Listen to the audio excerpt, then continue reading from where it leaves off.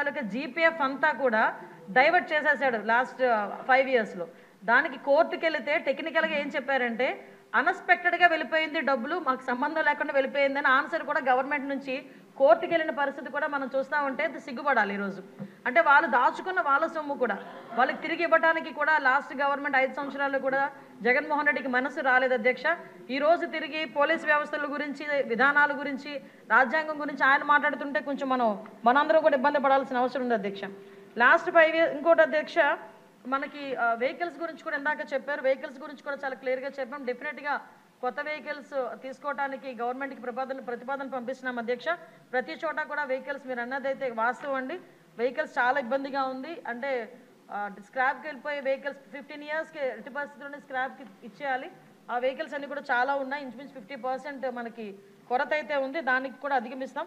అదేవిధంగా మనందరికీ కూడా 120 లీటర్ల గురించి చెప్పారు అధ్యక్ష. యాక్చువల్గా అయితే ఏజెన్సీ లెవెల్లో ఎక్కడైనా కంపల్సరీగా కావాలి అనుకుంటే కనుక మన డిపార్ట్మెంట్ నుంచి ఎస్పీ లెవెల్లో వాళ్ళకి డీజిల్ పెట్రోల్ ప్రొవైడ్ చేయొచ్చు.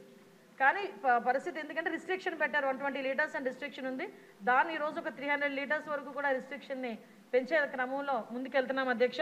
అదేవిధంగా ఇప్పుడు మీరు అడిగారు అధ్యక్ష, మనకి ఏపీఎస్పీ నుంచి ఏఆర్కి వెళ్ళేదానికి కన్వర్షన్ లిస్ట్ కూడా రెడీగా ఉంది అధ్యక్ష. దీనికి అతి తొందరలోనే వాళ్ళందరికీ కూడా ఏపీఎస్పీ నుంచి ఏఆర్కి పంపించే ఏర్పాటు కూడా జరుగుతుంది.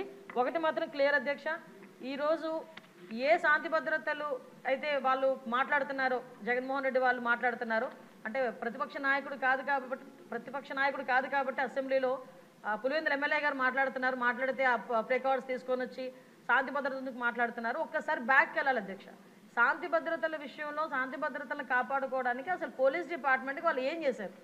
ఈ రోజుకి కూడా చాలా క్లియర్గా చెప్తున్నాం అధ్యక్ష. పోలీస్ డిపార్ట్మెంట్ని రాజకీయ అవసరాల గురించి కాకుండా ప్రజల భద్రత గురించి, శాంతి భద్రతల విషయంలోని కూడా మేము ముందుంటామని మనస్ఫూర్తిగా మీ అందరికీ కూడా తెలియజేసుకుంటున్నాను అధ్యక్ష.